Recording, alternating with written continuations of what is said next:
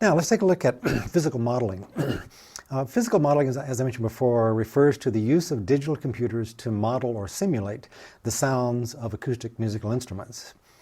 It also refers to methods in which the waveform of the sound to be generated is computed by a mathematical model, being a set of equations and algorithms to stimulate a physical source of sound, usually a musical instrument. It was not until the development of what is called the Karplus-Strong algorithm, the subsequent refinement and generalization of the algorithm into an extremely difficult digital waveguide synthesis by Julius Smith at Stanford University and others. And then with the increase of DSP power in the late 80s, that allowed for physical modeling to really emerge.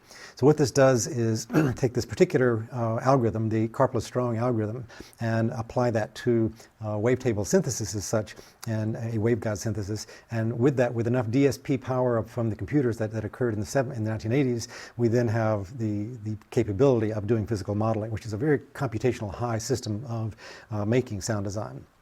So what is Karplus-Strong synthesis?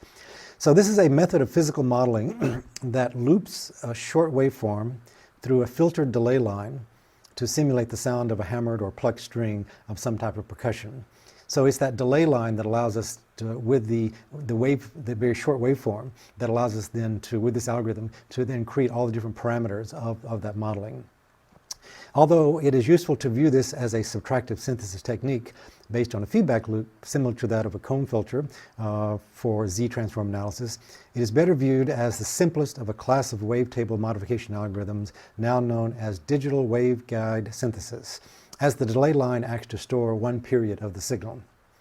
Alexander Strong invented the algorithm, and Kevin Karplus did the first analysis of how it worked. Together, they developed software and hardware implementations of the algorithm, including a custom VLSI chip. They named the algorithm Digitar synthesis, which was an abbreviation at the time for digital guitar. So the very first work on this was done at Stanford University, as I mentioned, and by 1989, Yamaha had signed a contract with Stanford University to develop this digital waveguide synthesis. And most of the patents around physical modeling are related to this technology and they're owned currently by Stanford and Yamaha. So the very first commercially available synthesizer that used physical modeling was the Yamaha VL1 in 1994. So physical models used in music synthesis generally are in one of two basic types, lumped and distributed. So lump models consist in principle of masses, springs, dampers, nonlinear elements, and they can be used to approximate any kind of physical system such as a brass player's lip, a singer's vocal cords, or a piano hammer. Any kind of physical device, you can use these lump models to model. The other is called distributed. And in the distributed model, it typically consists of, as we said before, the delay lines, often called digital waveguides, which are used in combination with digital filters and nonlinear elements. They model wave propagation in distributed media such as strings, bores, horns, plates, and acoustic spaces. So when we're talking about physical modeling, usually when you're using a physical model system, it'll be one of those two different categories, either the lumped or the distributed. So here are a list of what we call virtual instruments that you can find in physical modeling. The Ableton Live suite, which is a program which we've talked about before, has a number of different kind of virtual instruments included with that suite. You'll see Logic Pro, which is the Apple digital audio workstation, has a number of really wonderful physical modeling programs built into that. As we said before, Max MSP, Reaktor, all these programs that we found granular synthesis, they also have the capability of doing physical modeling in them. Modulus is a program out of IRCAM, which is the Computer Music Research Facility in Paris, which is a really wonderful, powerful program for doing physical modeling that you can design everything from scratch. But you see here a number of other ones, such as also in Logic, we have a Sculpture is another program, and then Reason, another interesting kind of program that a lot of people use today, has a number of physical modeling in it. So, and of course Yamaha, which owns some of the patents on this, puts physical modeling into a lot of their synthesizer devices. So you also find these on hardware devices, but in most of the more sophisticated software programs, you will be able to do some degree of physical modeling in that. Here again, it is one of the more computationally extensive programs to work in. So this is an example just to sort of show you how a physical modeling patch might work in one of these. This is MaxMSP, one of the programs that I mentioned where you can find physical modeling. And this is a patch you would see that has been constructed around a physical modeling routine. And we can see some of the variables on this. So this patch is a relatively simple model of a violin. And you can see here, if we, without having to understand fully what's going on in this patch, we can see here we can change the bow position by moving this variable here. So this would be similar kind of physical effect to what would happen when we have a bow position, whether you're bowing more at the frog or the tip. And then we can change the finger position, which would be the effect of which finger we use and which string on the instrument. We can change how much duration the bow has in contact with the string. We can vary that. How much force, how much pressure we're pushing down on the bow on the string. We have a model for that. The bow speed, whether we're bowing very slowly or bowing very quickly, you have a variable for that. So you can see this is just, in relatively simple terms, this is a very simple physical modeling patch. So the more that you get into physical modeling, the more you start to create variables for the different kind of physical effects that are going on. So if we listen to this just for a second. So all I'm going to do is hit my space bar and I can trigger a sound of the violin. There we go. So now as I move the bow position variable,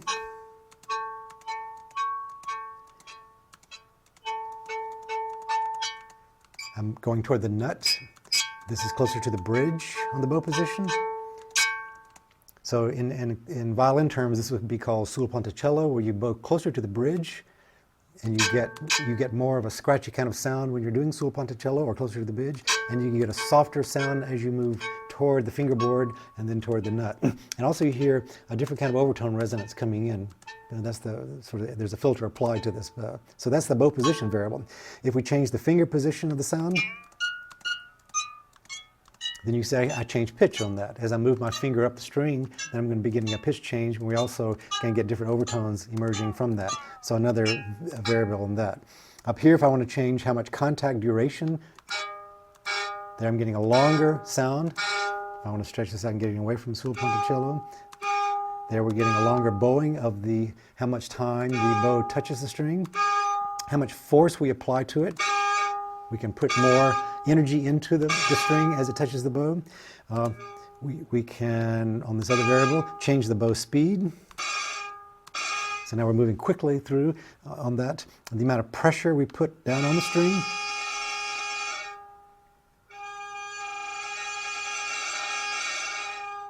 So you see, this is just a typical kind of patch for physical modeling.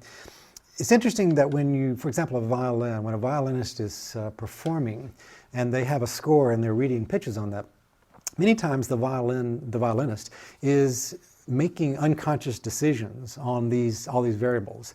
So even though the music only says a series of pitches to play at a certain tempo, and maybe a dynamic of loud or soft, but that's all the information the performer has. But when the violinist is playing, they're making decisions about bow speed, bow pressure, where exactly to place the bow, whether to rotate the bow to the side or on the top, whether to bow at the frog or at the tip. All these are unconscious decisions.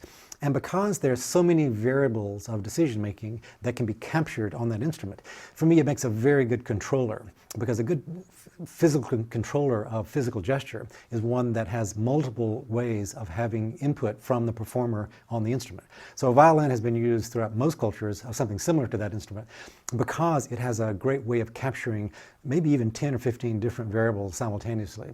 Consequently, when you listen, if you know you're a classical violinist, for example, many people can listen within a few measures of music and tell whether it's Isaac Perlman or Joshua Bell or Midori or whoever the violinist is, because there's such a unique kind of human quality that can be captured in these multiple points of contact. So physical modeling is a way of understanding the complexity of how physical instruments are able to capture the different range of things that are going on in the sound.